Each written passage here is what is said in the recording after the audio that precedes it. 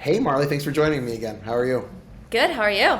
Good. All right, so we're gonna dive right into market update stuff. You sent me the numbers from Mount Pleasant. I'm looking at them right now. Looks a little terrifying to me, and maybe I'm missing some things, so I kind of want to walk through it with you. We haven't Yeah. talked about it yet.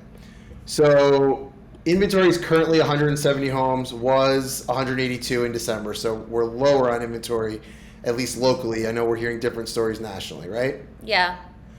Also terrifying. 104 homes closed in December, but so far we are more than halfway through January and we're at hmm 29. I know. 29 is less than half of 104, right? Yes, I did the Okay. math. We are very behind. So in December, we were selling on average around like 3.5 homes, I believe, a day, and now we're not. But pendings are so we have had 30 pendings so far this year. So we're behind on close, which makes sense because we had so many holidays. Yeah, So so I guess my question is in an average month, what percentage of transactions close in the second half of the month versus the first half of the month? Do you ever something you ever looked at before or like in other words, like I know that when we do refis in the mortgage business, like you always jam in at the end of the month. Everyone wants them to close, and it doesn't matter. You know, we try to have control over that process as the mortgage lender. On a purchase, we have very little control, right? The realtors and everybody else sets up their date for closing. We just have to hit that number. Do you find that most people are also trying to jam stuff in at the end of the month on the purchase side, or that there's more transactions towards the end of the month? I do not know that. I will start paying attention to it. Me personally, I like to close my houses in the middle of the month because then you get a month and a half of no mortgage. Uh, so that's what I always try to do. But I don't know if that's what I mean. That most likely no. People are typically just closing 30. We're seeing 30-day closing. So whether you're putting the house on the market or getting the house under contract on the 19th, it most likely is going to close the 19th or 20th of the next following month. Do you know? Do you have any recollection of whether January is usually worse than December, or not? Like, I know that our origination month in December was the worst ever. So having a bad close is an industry. So having a bad closing month in January just makes sense. I was hoping that originations would kind of take off here in early January. So far, I'm not really seeing that either anecdotally or internally here at Princeton. It's kind of been like, kind of creaking along where we were end of November, early December. Maybe not wasn't as bad as late December. Um, hmm is there like seasonality where January's always worse than December, or anything that you've noticed that way?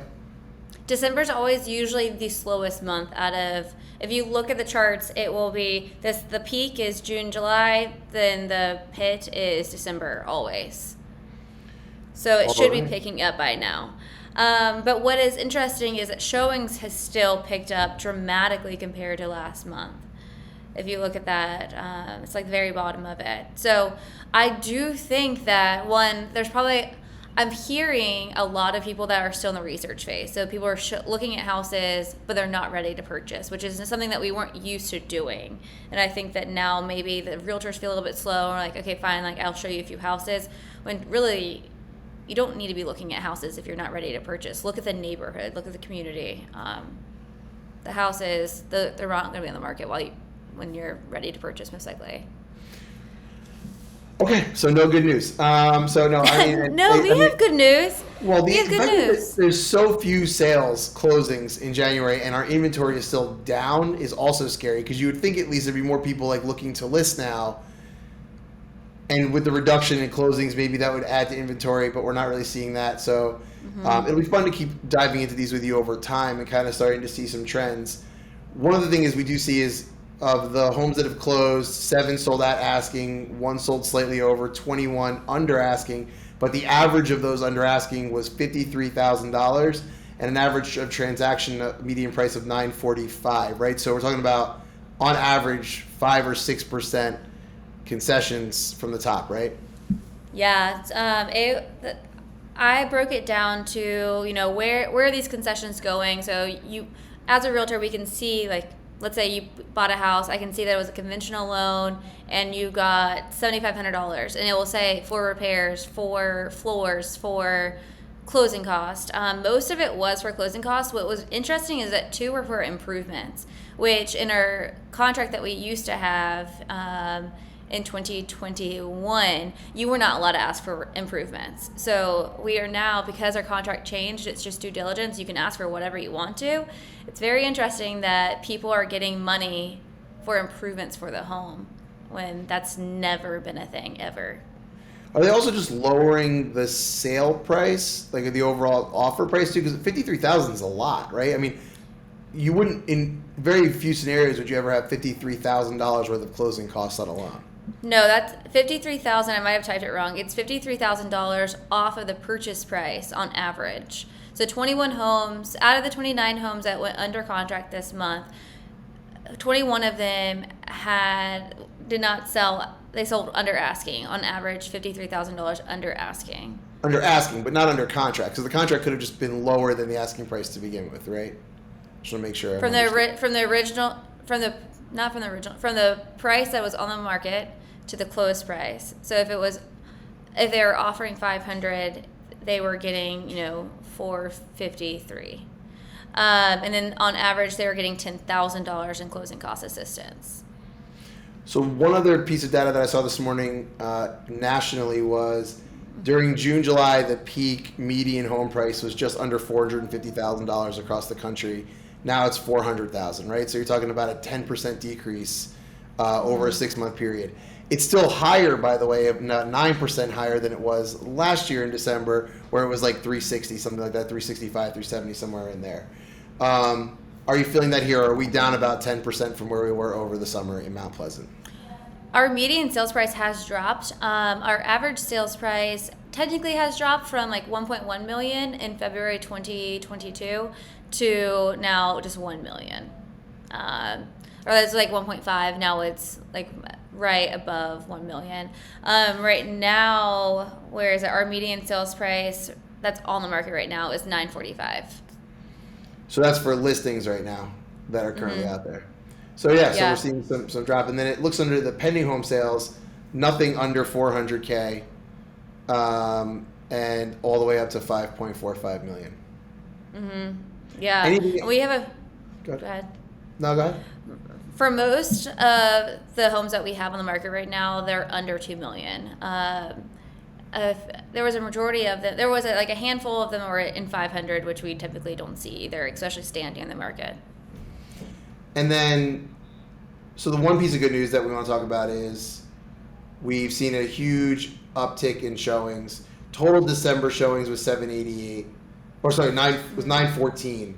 But we've already had 788 here in January, and even from the first week of January, we had about 369. And that includes giving an extra day for New Year's. Over the last week, it's up to 419 showings for a week.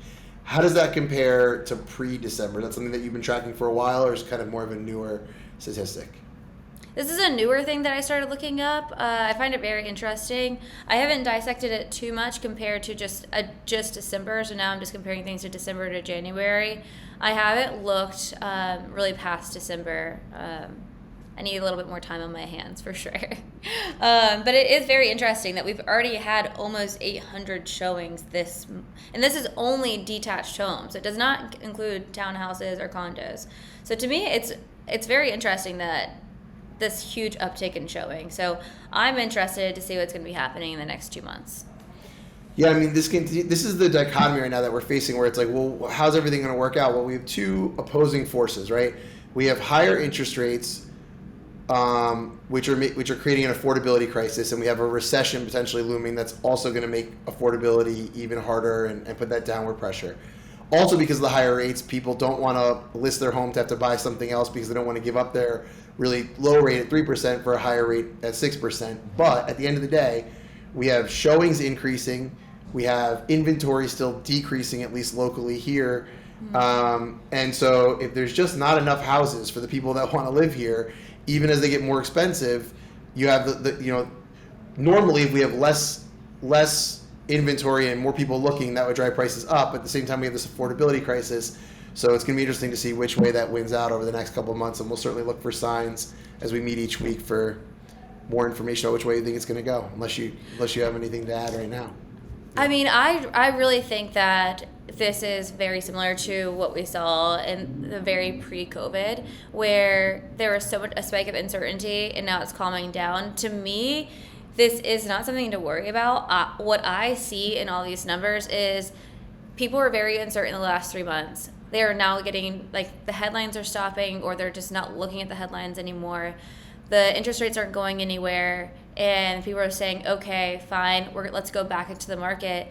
The only thing that I'm nervous about, you're nervous that we're going to see an inventory increase. I'm nervous that we're going to see an inventory decrease because of the amount of people that are going back into the market where uncertainty isn't really there anymore. Like, okay, we haven't hit a recession yet. Let's just go ahead and buy the house.